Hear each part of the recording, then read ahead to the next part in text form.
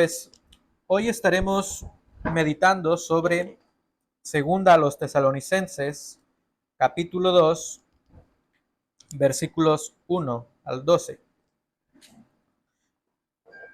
Y realmente para mí en esta semana ha sido una lucha sobre este pasaje, en el sentido que al ser una predicación, debemos de buscar también la aplicación en nuestras vidas, que no sea solamente pues palabras técnicas, una exégesis o algo académico, sino que realmente podamos ser transformados por la palabra de Dios y aplicarlo en nuestras vidas.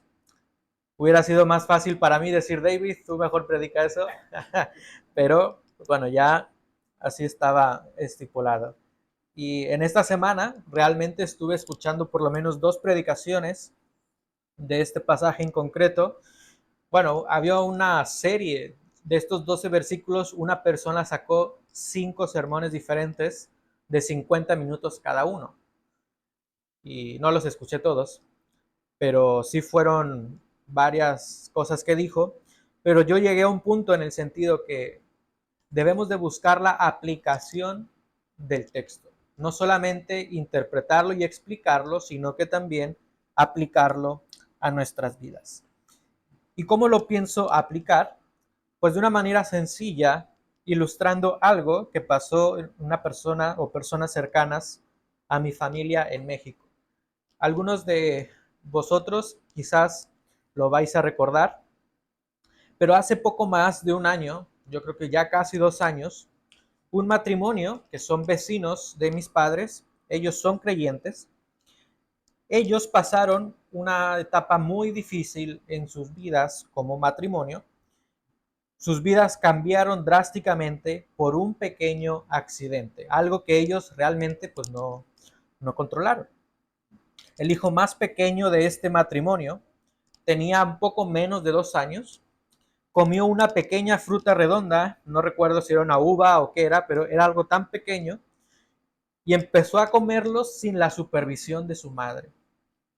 Y este niño, al no saber cómo debía comer esa fruta, porque era muy pequeño, comenzó a asfixiarse, puesto que la fruta se quedó en su garganta.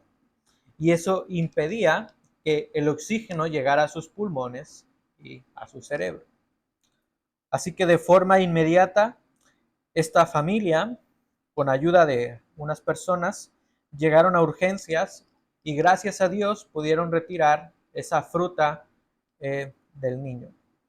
Este niño pudo respirar, pero tristemente no llegaron en el momento adecuado. Los médicos retiraron la fruta, pero el niño pasó más tiempo de lo habitual sin que el oxígeno llegara a su cerebro.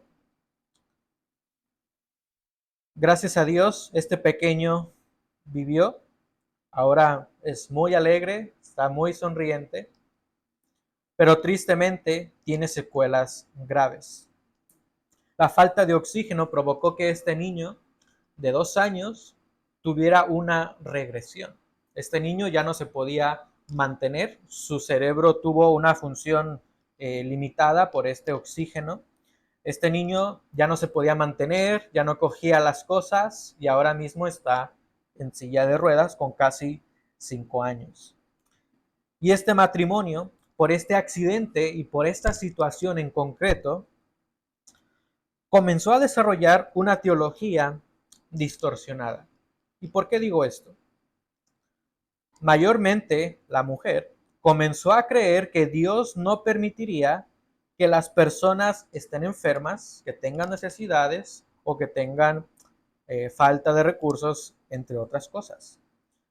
Llegaron al punto de decretar sanidad porque esa era la voluntad de Dios para el niño. Ellos dejaron que las circunstancias determinaran su teología, en lugar de que fuera al revés. Ellos dejaron que las circunstancias determinaran lo que era la verdad de Dios. Es una historia triste, pero nosotros podemos también tener esta tendencia. Y déjame decirte que en la vida de los tesalonicenses encontramos algo parecido. Encontramos que en las circunstancias determinaron para los tesalonicenses lo que era la verdad, según ellos, la verdad de Dios. Y notemos que esta sección del capítulo 2 comienza con un pero. Versículo 1 del capítulo 2.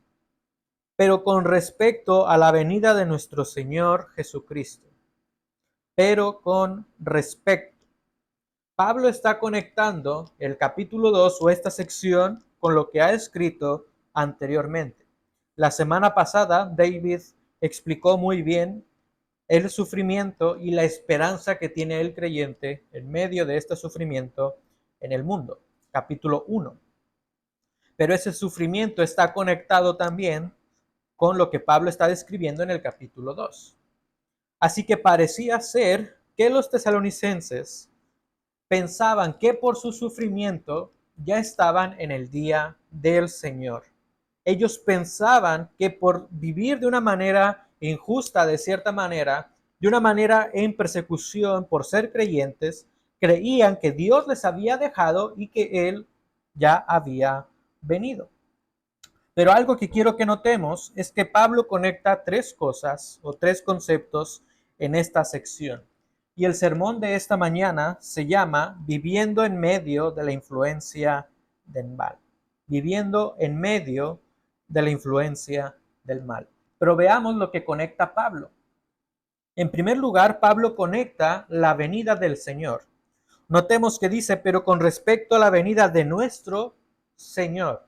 Pablo está mencionando la venida del Señor y en segundo lugar, Pablo está mencionando la reunión con Él. Y hay una tercera cosa, el día o la ira del Señor. Notemos versículo 2, que no seáis sacudidos fácilmente en vuestro modo de pensar, ni os alarméis, ni por espíritu, ni por palabra, ni por carta, como si fuera de nosotros, en el sentido de que el día del Señor ha llegado. Así que Pablo conecta estas tres cosas en un solo evento. El día del Señor, la reunión de los santos y la venida del Señor. Los tesalonicenses pensaban en este aspecto, en la ira del Señor, en el día del Señor. Ellos pensaban que estaban en el día del Señor o en la ira porque vivían en sufrimiento. Pero Pablo menciona, ¿vale? Piensas esto, pero ¿estás reunido con Él? ¿Estás reunido con el Señor? No. Y si no estás reunido con Él, quiere decir entonces que el Señor no ha venido. O veamos al revés. El Señor va a venir y lo sabremos porque estaremos reunidos con Él y porque estaremos reunidos con Él, veremos la ira del Señor en el mundo.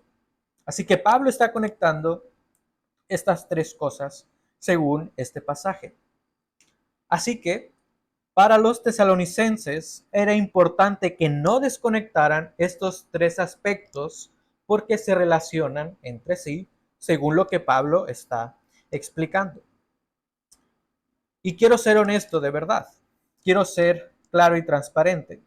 Hay cierta controversia en estos versículos, pero yo quiero ser fiel al texto y no quiero añadir o quitar al texto el significado original que Pablo quería transmitir. Tristemente, por estos versículos han llegado muchas especulaciones sobre lo que pasará en el futuro, pero Pablo quería transmitir un mensaje claro a los tesalonicenses. Así que hoy trataremos de ver esto de una manera detallada. Así que de estos tres conceptos, para los tesalonicenses era lógico, según ellos, que estaban en el día del Señor, porque ellos vivían en sufrimiento, en tribulación, en persecución. Ellos pensaban que estaban viviendo la ira del Señor. Sin embargo, Pablo quiere darles esperanza, recordando que aún no están en el día del Señor. Y era claro, Pablo les dice, ¿por qué no están en el día del Señor? ¿El Señor ha vuelto? Si los tesalonicenses respondían que sí, entonces Pablo les preguntaría, ¿y estás reunido con Él? Pues no. Si no estás reunido con Él, es porque el Señor no ha venido, aunque aparentemente pareciera ser que tú crees que ya estás en el día del Señor. Ahora pensemos por un momento. En el día del Señor se verá la justa ira de Dios. En el Antiguo Testamento, tanto en muchas secciones del Nuevo Testamento, encontramos que el día del Señor será con ira. Dios derramará su ira en este mundo a causa del pecado, porque Él, por lo que sabemos, va a restaurar su creación. Él quiere restaurar a su creación. Los tesalonicenses pensaban que vivían en el día del Señor, pero preguntémonos una cosa. ¿Los tesalonicenses estaban viviendo la justa ira de Dios? ¿Los tesalonicenses estaban viviendo la justa ira de Dios? Absolutamente que no. Pablo comienza a explicar que sí, hay sufrimiento, hay dolor, pero no es la ira de Dios. Y Pablo comienza a explicar que este dolor, este sufrimiento, es por la acción del ministerio de iniquidad. Pablo menciona más adelante, que el misterio de la iniquidad ya está en acción. Así que los tesalonicenses pensaban que estaban en la ira del Señor, pero vemos pruebas que no es así. Así que por la situación de los tesalonicenses, aprendemos que podemos ser sacudidos, engañados y también olvidadizos por lo que nos rodea. Ellos pensaban que por todo lo que les rodeaba, por ese sufrimiento, ese contexto de dolor, estaban distorsionando la verdad de Dios. Podemos ser sacudidos y engañados por el contexto que nos rodea. Es decir, dejas que las circunstancias determinen tu teología o la verdad de Dios. Pero lo que vemos en los tesalonicenses y lo que podemos aprender también es que Dios tiene el poder sobre la influencia de maldad en el mundo.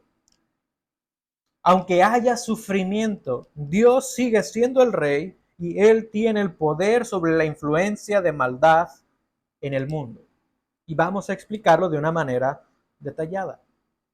Así que por dicha razón, debemos tener confianza en Dios por su autoridad y poder sobre la influencia de maldad en el mundo. No dejes que las circunstancias determinen tu teología, tu verdad o lo que crees acerca de Dios. Y hoy vamos a responder a una pregunta de dos maneras. ¿Cómo puedo confiar en Dios mientras vivo entre la influencia del mal? Los tesalonicenses, repito, y esto es clave, los tesalonicenses distorsionaron la verdad de Dios por lo que les rodeaba. Era el sufrimiento. Pero nosotros y los tesalonicenses debían de meditar cómo podemos confiar en Dios, en la verdad de Dios, mientras vivo en la influencia de mal o de maldad. En primera instancia, Pablo quiere apelar a las convicciones de los tesalonicenses para no ser confundidos de la verdad en el sufrimiento. Y esto es lo que vemos en primer lugar de los versículos 1 al 5.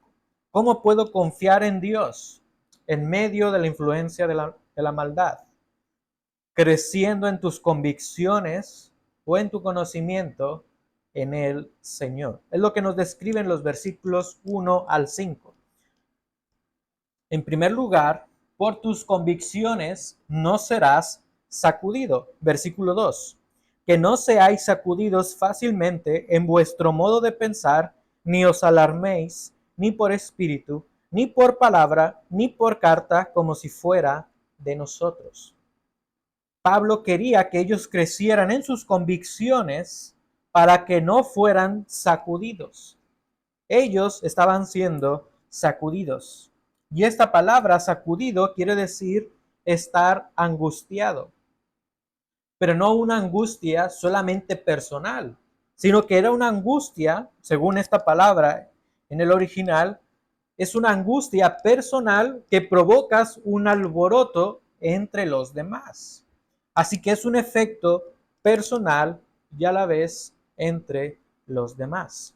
Y Pablo está rogando que los tesalonicenses no se alboroten, que no sean sacudidos. Nota que dice, os rogamos, hermanos, en el versículo 1, os rogamos que no seáis alborotados.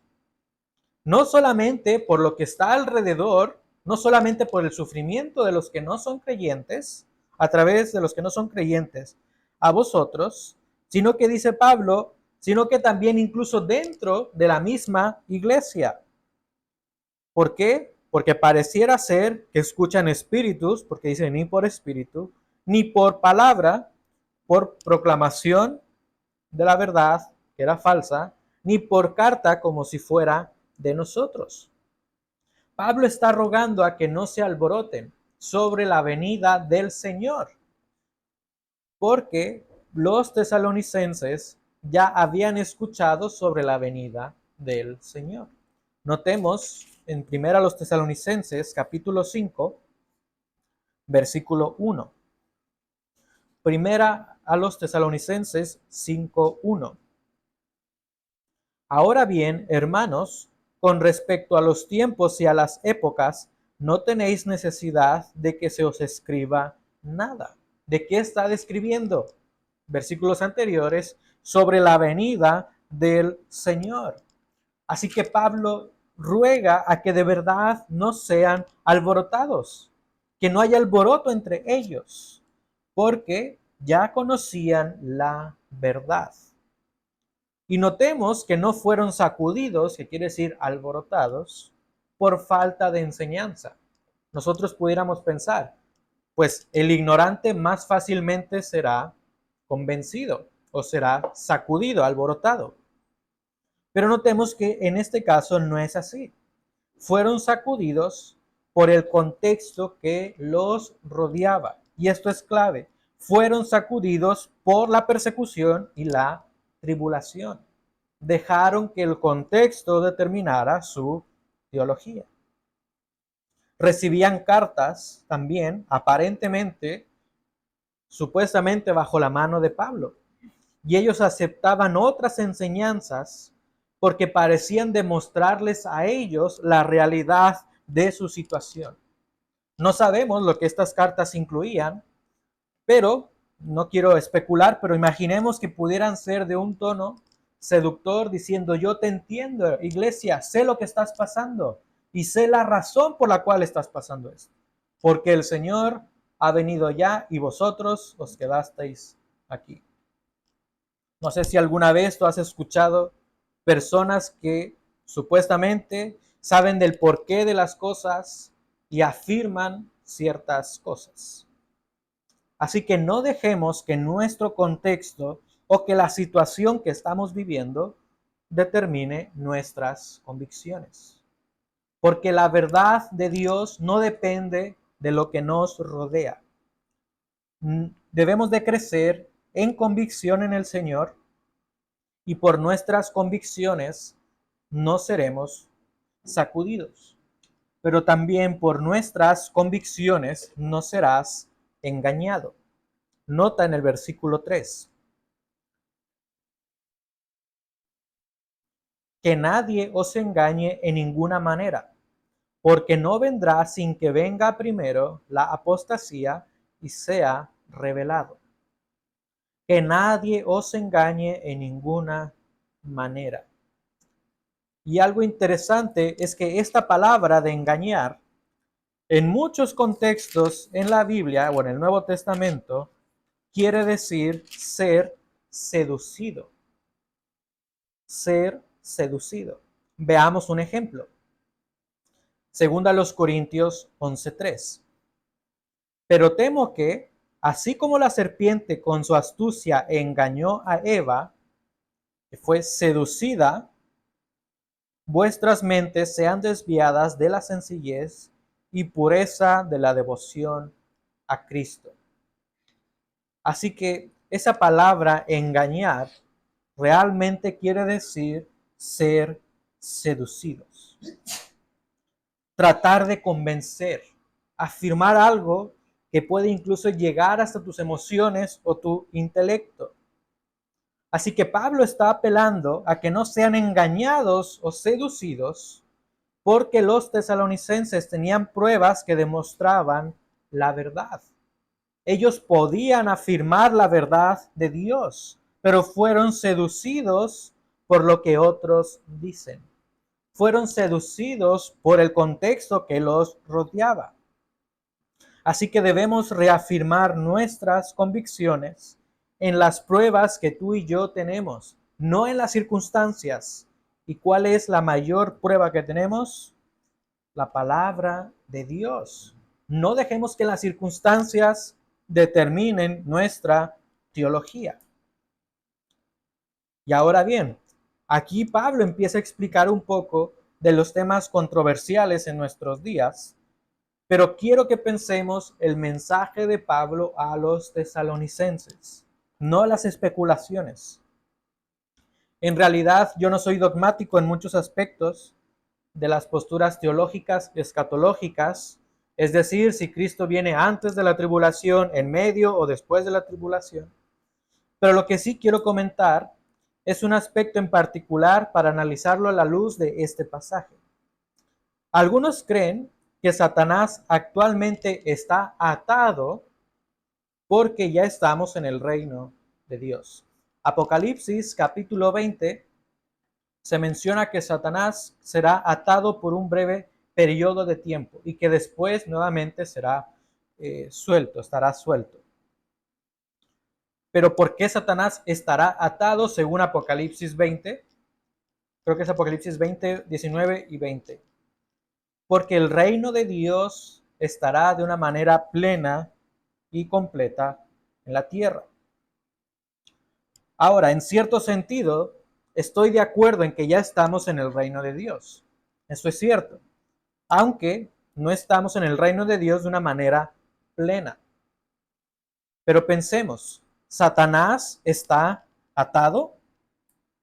En Apocalipsis vemos que Satanás será atado en el reino de Dios. ¿Qué podemos concluir? Si creemos que ya estamos en el reino de Dios, entonces Satanás está atado. Quiero que veamos que en este pasaje la Biblia es enfática en decir esta frase en particular. El misterio de iniquidad ya está en acción. El misterio de iniquidad ya está en acción. También la Biblia es enfática en decir que la venida del inicuo es conforme a la actividad de Satanás. Si Satanás está atado actualmente, ¿cómo podemos responder al que al misterio de iniquidad ya está en acción? ¿Veis lo que quiero responder? Si decimos que Satanás está atado, ¿por qué la Biblia afirma que el misterio de iniquidad ya está en acción? ¿Cómo podemos responder a las escrituras cuando describen a Satanás como el príncipe de este mundo? Así que debemos ver la teología, la verdad de Dios y no los principios de hombres. Aún en el sufrimiento, no debemos ser engañados pensando que el día del Señor ya ha llegado, porque tenemos pruebas que evidencian la venida del Señor.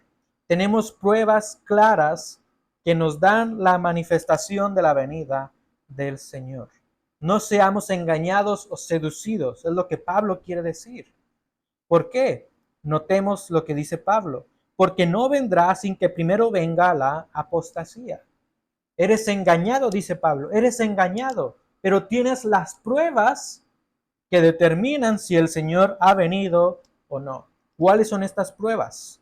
En primer lugar, según este pasaje, la apostasía. No vendrá sin que primero venga la apostasía. Ahora, apostasía quiere decir desertar por rebelión. Desertar por rebelión. No quiere decir de un creyente o que un supuesto creyente dejó de asistir a la iglesia y que se alejó y nunca más volvió. No.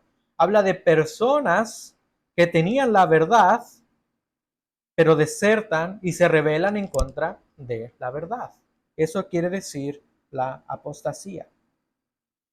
En nuestros días hay apostasía, hay personas que desertan de la verdad y se rebelan en contra de la verdad de Dios. Desde luego que sí, de la misma manera que en el tiempo de Pablo. Pero notemos algunos versículos que nos darán ciertas claves para entender esto. Veamos 1 Timoteo 4, versículos 1 al 5. Hay apostasía, pero llegará un momento donde esa rebelión será de una manera universal o de una manera clara, visible. 1 Timoteo 4 del 1 al 5. Pero el Espíritu dice claramente que en los últimos tiempos algunos apostatarán de la fe. Esto quiere decir, algunos desertarán de la verdad y oponerse en contra de Dios, prestando atención a espíritus engañadores y a doctrinas de demonios, mediante la hipocresía de mentirosos que tienen cauterizada la conciencia. ¿Ves alguna conexión en lo que Pablo está diciendo en 2 a los Tesalonicenses? Palabras claves: mentiras, engañadores, doctrinas de demonios. Hay apostasía, pero llegará el momento donde todo el contexto espiritual de maldad tergiversará la verdad de Dios. Veamos segunda carta de Pedro, versículos 1 al 3 del capítulo 2. Segunda de Pedro 2, 1 al 3. Segunda de Pedro 2, 1 al 3. Pero se levantarán falsos profetas entre el pueblo, así como habrán también falsos maestros entre vosotros, los cuales encubiertamente introducirán herejías destructoras, negando incluso al Señor que los compró, trayendo sobre sí una destrucción repentina. Muchos seguirán su sensualidad, y por causa de ellos el camino de la verdad será blasfemado. Y en su avaricia os explotarán con palabras falsas. Palabras falsas son engaños.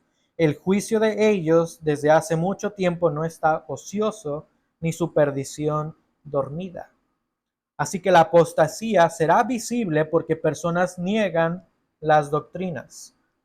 En 1 Timoteo vemos que la apostasía será visible porque personas engañarán a través de una influencia del mal. Segunda de Pedro menciona que personas negarán doctrinas y se rebelarán contra Dios. Y primera de Juan 18 al 19, vemos que hay falsos cristos. Se levantarán personas que se oponen a Cristo.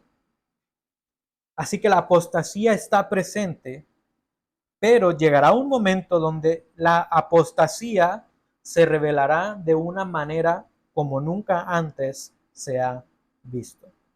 Así, hasta que llegue ese momento, aún no es el día del Señor. Pablo está enseñando esto.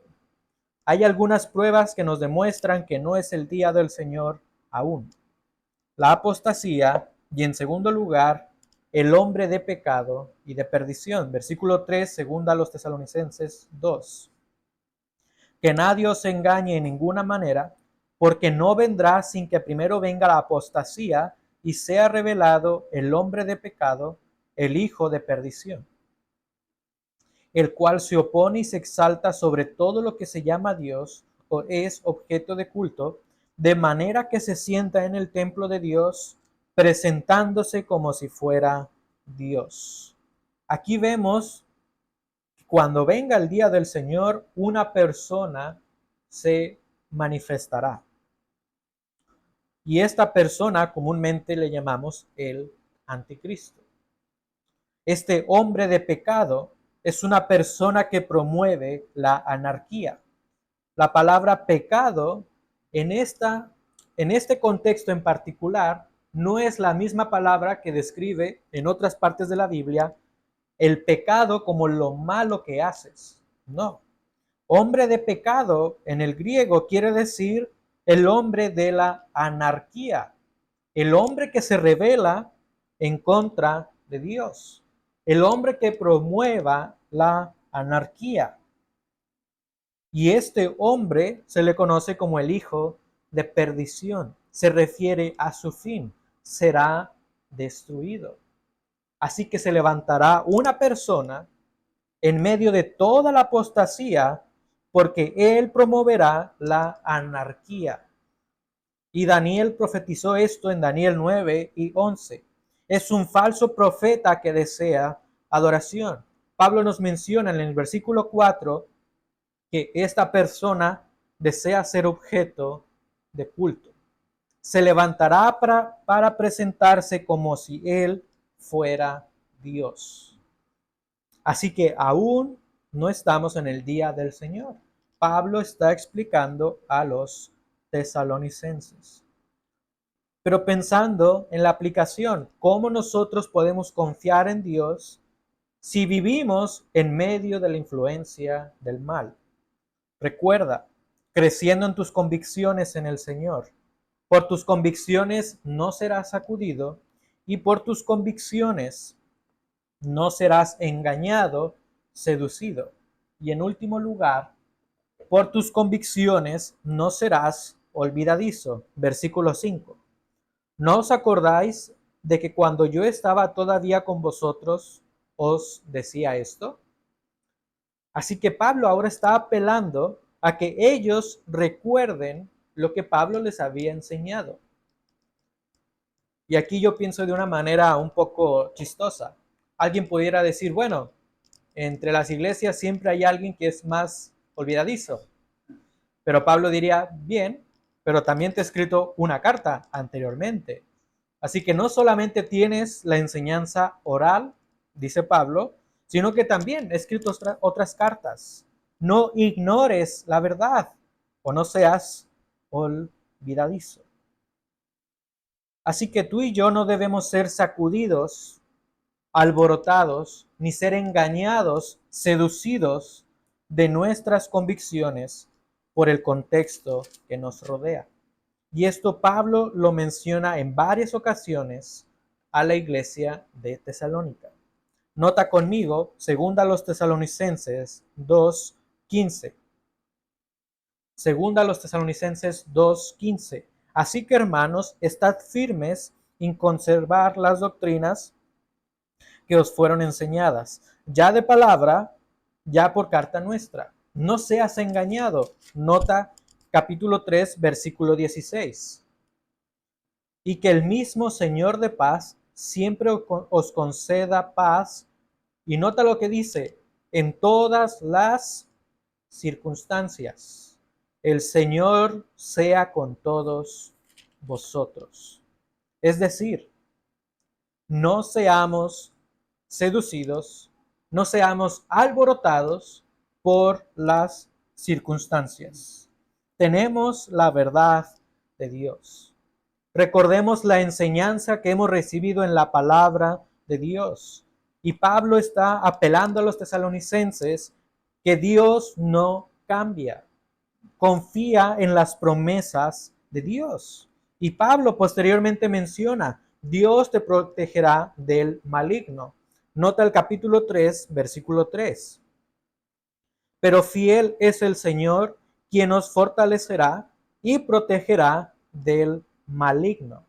Pero nota que se refiere del maligno. Habla de una persona, no de una entidad o de algo espiritual, sino que se refiere a una persona. Así que según el contexto, ¿a qué se refiere la palabra maligno? ¿A qué se refiere que Dios fortalecerá y protegerá del maligno? Pablo está escribiendo a la iglesia de Tesalónica. ¿A quién? A esa persona que es el hombre de anarquía. Así que el mensaje de Pablo a los tesalonicenses es un mensaje de esperanza. Pero recuerda, tus circunstancias, el contexto que te rodea, el contexto que nos rodea, no determina nuestra teología. Este fue un error en la iglesia de Tesalónica. Permitieron que el contexto determinara su teología en base a cómo se sentían, a sus emociones, al sufrimiento, a un mensaje supuestamente esperanzador, y creyeron la verdad. Así que no permitamos que las circunstancias determinen nuestras convicciones. Así que, ¿cómo podemos creer en Dios? ¿Cómo podemos confiar en Dios en medio de la influencia del mal? En primer lugar, creciendo en tus convicciones. Y en segundo lugar, creyendo en las pruebas que tenemos. Pablo en los versículos 1 al 5 habla sobre las convicciones de los tesalonicenses, y versículos 6 al 12, ahora Pablo empieza a clarificar ciertas cosas y a demostrar las pruebas que hay para el día del Señor. La primera prueba que Pablo quiere mencionar es que el gobierno de maldad es parcial. Nota el versículo 7. Versículos 6 y 7. Y vosotros sabéis lo que lo detiene por ahora, para ser revelado a su debido tiempo. Porque el misterio de iniquidad ya está en acción, solo que aquel que por ahora lo detiene, lo hará hasta que él mismo sea quitado de en medio. Ya hemos comentado un poco acerca de este misterio de iniquidad. Así que el misterio de iniquidad ya está en acción actualmente, pero de manera parcial, debido a que algo detiene este misterio de iniquidad. Si algo lo está deteniendo, es decir, estorbando, no tiene la libertad para operar de una manera libre o universal. Este misterio de iniquidad se refiere a la actividad del mal influenciada por Satanás, y lo vemos en los restos, en los últimos versículos de esta sección. Ahora, Pablo usa mucho esta palabra, misterio. Pablo usa mucho la palabra misterio en sus cartas, y en muchos contextos tiene un significado diferente. En algunos contextos la palabra misterio habla sobre la salvación, en algunos contextos habla sobre la reconciliación con Dios, pero en este caso se refiere a algo oculto, pero que ha sido revelado en la maldad o de la maldad. Este secreto de maldad ha sido revelado y es un secreto de anarquía. ¿Por qué digo esto? Misterio de iniquidad quiere decir anarquía. Iniquidad es anarquía. Así que vamos viendo poco a poco lo que este pasaje está mencionando. Personas promueven la anarquía, la rebelión en contra de Dios, porque algo mayor que el hombre promueve esta anarquía, el misterio de iniquidad. Así que el gobierno de Satanás promueve la rebelión contra Dios, porque Satanás desea la gloria. Recuerda lo que dice Ezequiel 28, 14 al 17. En estos versículos es claro que Satanás pecó por enaltecerse. Él quería recibir la alabanza. Isaías 14, del 12 al 15, también describe a Satanás como el ángel caído que deseaba sentarse en el trono de Dios. Y vemos una relación con lo que Pablo ha mencionado anteriormente. Esta persona de anarquía se sienta en el templo de Dios como si fuera Dios. Esta persona es influenciada por Satanás mismo, porque Satanás promueve la rebelión contra Dios. Recuerda lo que Satanás dijo a Eva: con que Dios os ha dicho. Él promueve la rebelión contra Dios. Sin embargo, algo detiene la actividad de Satanás en el mundo. Y hay muchas diferencias entre las interpretaciones de qué es lo que detiene a Satanás. Pero la Biblia no nos declara exactamente qué detiene a Satanás. Pablo no lo escribió en tinta. ¿Por qué? No lo sabemos. Pero lo que sí podemos decir es que los tesalonicenses sí lo sabían. Probablemente Pablo se los enseñó, pero él no le escribió. Algunos pensaban que aquello que detiene la actividad de Satanás se refería al sistema político o del gobierno, pensando que se refería al imperio de Roma. Otros sostienen que se refiere al evangelio. Otros sostienen que es la iglesia. Pero veamos lo que el mismo versículo nos dice. El texto nos afirma que algo lo detiene. Algo. Notemos, lo que lo detiene. Pero también ese algo, lo que lo detiene, es controlado por alguien. Dice aquel que lo detiene. Hay algo que detiene, pero alguien más tiene esa influencia, capacidad de detener. Pero notemos el versículo 8. Entonces será revelado ese inicuo a quien el Señor matará con el espíritu de su boca y destruirá con el resplandor de su venida. Lo que sí es claro, que Dios, a través de Jesucristo, destruirá totalmente el gobierno parcial de Satanás, cuando Cristo venga y reine plenamente.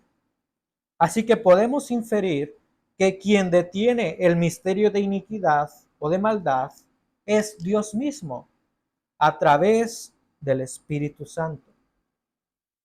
Una persona que escuché decía algo muy importante y algo para pensar. No podemos ser dogmáticos sobre qué y quién detiene este misterio de iniquidad. Pero él decía, todas las posturas o las diferentes posturas que hay en cuanto a esto hablan sobre personas o seres espirituales, porque incluso algunos piensan que pueden ser ángeles quien detiene el misterio de iniquidad. Pero esta persona decía, el ser humano no es capaz de contender contra algo espiritual. Eso es claro. Y los ángeles tienen ciertas limitaciones sobre algo espiritual. Recuerda lo que dice Judas. Siempre me confundo entre Miguel o Gabriel, pero Judas menciona que uno de ellos dos no habló mal en contra de Satanás, sino que dijo que Satanás, que Dios te reprenda. Así que los ángeles también tienen cierto poder limitado de manera espiritual. Y lo que esta persona decía es que si tanto personas como seres espirituales tienen poder limitado, el ser humano no tiene un poder, hablando en este sentido, pero si tiene limitaciones sobre lo espiritual, ¿por qué no pensar que es Dios, que Él es un ser ilimitado? ¿Y por qué pensamos que es a través del Espíritu Santo? Algo muy interesante está en Génesis capítulo 6, versículo 3. Antes del diluvio, Dios dice que el Espíritu Santo no contenderá para siempre con el hombre. O sea que habrá un momento donde el Espíritu Santo ya no actuará más en el hombre. Y recuerda que el Espíritu Santo es el que contiende contra el hombre por su maldad, puesto que Él es el que convence de pecado, de juicio y de justicia, según Juan 18. Así que podemos inferir que probablemente que quien detiene al misterio de iniquidad es Dios a través del Espíritu Santo. Así que ¿cómo nosotros podemos confiar en Dios en medio de este mundo de maldad? Creyendo en las pruebas que tenemos. porque el gobierno de maldad es parcial. Pero también vemos que el gobierno de maldad es limitado. Versículos 8 al 9. Y entonces será revelado ese inicuo a quien el Señor matará con el espíritu de su boca y destruirá con el resplandor de su venida. Inicuo cuya venida es conforme a la actividad de Satanás, con todo poder y señales y prodigios mentirosos. Notemos que el gobierno y actividad del mal tendrá un alcance mayor cuando sea revelado en una persona conocida como el inicuo. Y aquí es algo muy interesante. La palabra revelado quiere decir apocaliptos. Ahora entendemos lo que quiere decir apocalipsis. Cuando se manifieste, cuando se descubra lo que está encubierto, porque recuerda que es un misterio, se verá este hombre inicuo. Será totalmente descubierto este poder y la influencia. Y algo también interesante es que inicuo se refiere a una persona que está fuera de la ley o a una persona que promueve la anarquía. Así que todo está conectado según lo que Pablo está describiendo. Personas promueven la anarquía por la influencia del mal, pero habrá una persona totalmente influenciado por Satanás, por el poder del mal, que promoverá la anarquía. La anarquía es espiritual, pero ese poder que tiene es limitado. Nota el versículo lo que dice: a quien el Señor matará con el espíritu de su boca y destruirá con el resplandor de su venida.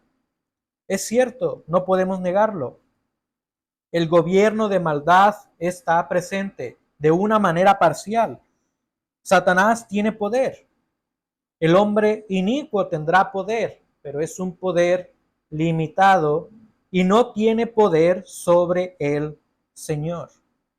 Aunque el Señor derrocará completamente a Satanás y a su influencia en el futuro, y a través también en el hombre de anarquía, hoy en día Cristo ha derrotado la maldad entre los creyentes. Colosenses 2:15. Veamos lo que dice Colosenses 2:15. Y habiendo despojado a los poderes y autoridades, hizo de ellos un espectáculo público, triunfando sobre ellos por medio de él. Aquí se refiere a la muerte de Cristo en la cruz y a los poderes espirituales de maldad. Ahora notemos Hebreos 2:14. Hebreos 2:14.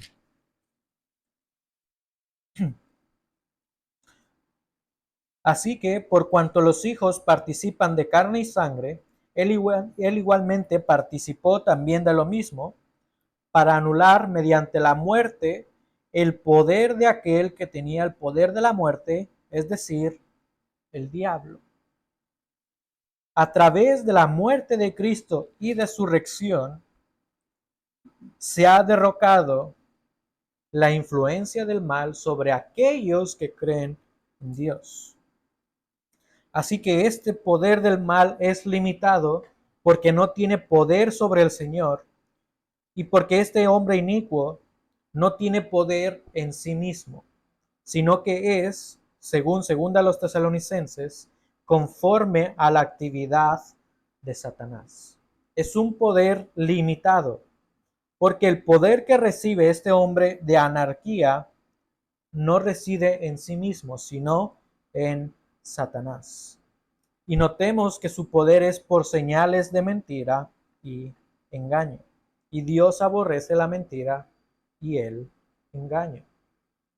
Así que tenemos pruebas para confiar en la verdad de Dios. El gobierno de maldad está presente, pero es parcial, y el poder del mal es limitado. Pero también vemos que el mal trae tragedia espiritual. Notemos versículos 10 al 12. Con todo engaño de iniquidad para los que se pierden, porque no recibieron el amor de la verdad para ser salvos. Por esto Dios les enviará un poder engañoso para que crean en la mentira, a fin de que sean juzgados todos los que no creyeron la verdad, sino que se complacieron en la iniquidad. Y nota que menciona que serán juzgados todos los que no creyeron en la verdad, sino que se complacieron en la iniquidad. Y recuerda, ¿qué quiere decir iniquidad? Anarquía. Así que esta influencia del mal trae tragedia espiritual. Este misterio de iniquidad es a través de la anarquía, de la rebelión contra Dios, promovida por Satanás. Y tiene como fin que las personas rechacen el gobierno y la autoridad de Dios. Recuerda que en 2 Tesalonicenses 1:5 Pablo habla sobre el reino de Dios. Para Pablo todo está conectado. Dios está gobernando aun y cuando hay sufrimiento, capítulo 1, y aun cuando Satanás gobierna parcialmente, capítulo 2. El mal trae tragedia espiritual porque promueve el rechazo a Dios, seduce a la gente, hace ver lo que los rodea y no la verdad de Dios, distorsiona la verdad de Dios según la situación o lo que te rodea. Y hay una declaración muy fuerte en estos versículos, en el versículo 11 en particular, que menciona: por esto Dios les enviará un poder engañoso. Dios envía un poder engañoso para que las personas sigan en la mentira.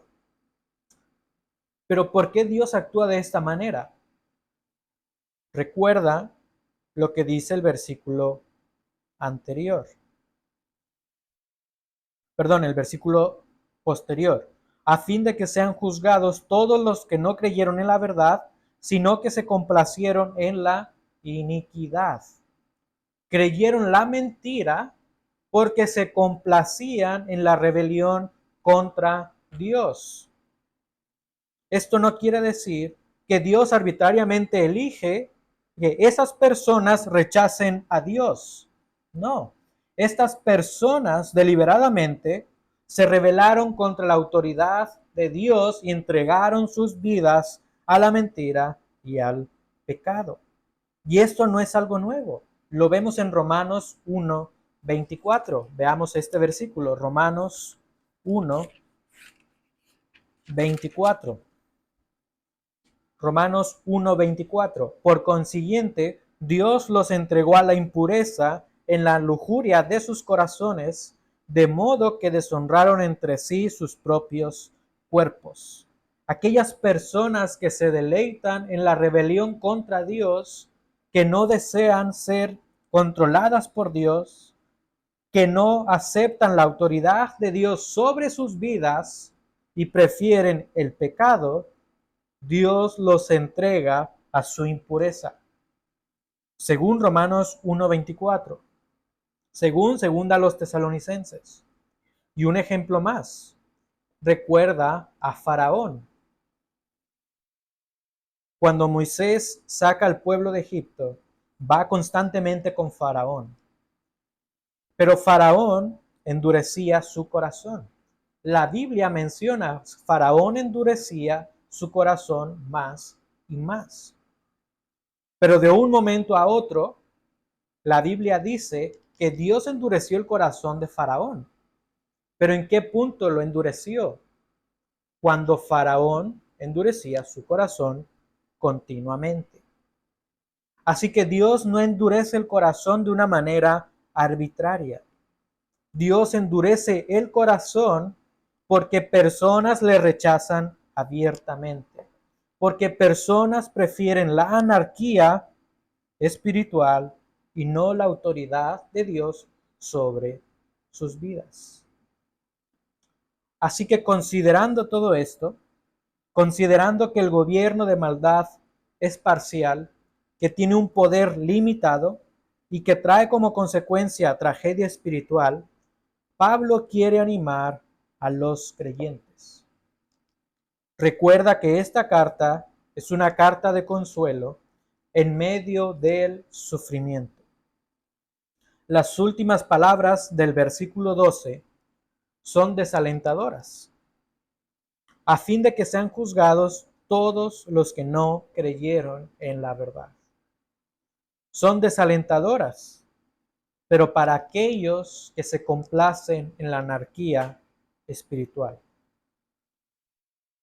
También estas palabras son de aliento para aquellos que reconocen a Cristo como el Rey, Señor y Salvador.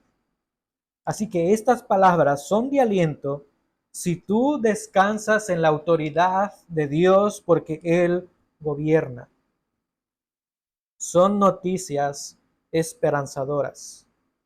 Sin embargo, eso lo estudiaremos la próxima semana en los versículos 13 al 15. Así que a manera de conclusión, Pablo quiere animar a los tesalonicenses. Pablo no tenía como propósito a que ellos especularan quién es ese hombre de anarquía, cuándo vendrá, en qué tiempo, si será en este milenio o no. Tampoco hacer conjeturas si es un ser espiritual, si ya está presente ese hombre de anarquía. Pablo tenía en mente dar esperanza y que estos hermanos crecieran en sus convicciones. Que por sus convicciones no sean alborotados, sacudidos. Que por sus convicciones no sean engañados, recuerda, seducidos. Y que por sus convicciones no sean olvidadizos. También tenía en mente demostrar que las pruebas que tenían eran suficientes para confiar en Dios y en su autoridad y en la esperanza de su reino. Y porque Dios tiene autoridad, tiene poder sobre la influencia de maldad en el mundo, nosotros podemos confiar en Él. Porque Dios tiene poder y autoridad sobre la influencia de maldad en el mundo, tú y yo podemos confiar en Él. Podemos estar cimentados y arraigados en la palabra de Dios, no dejando que las circunstancias determinen nuestra teología, porque Dios no cambia y Él cumple sus promesas. Porque Dios es el Rey y reina a través de Jesucristo en este tiempo. Porque Dios tiene poder y autoridad sobre la influencia de maldad, tú y yo podemos confiar en Él. No confíes en tus circunstancias, confía en el Señor.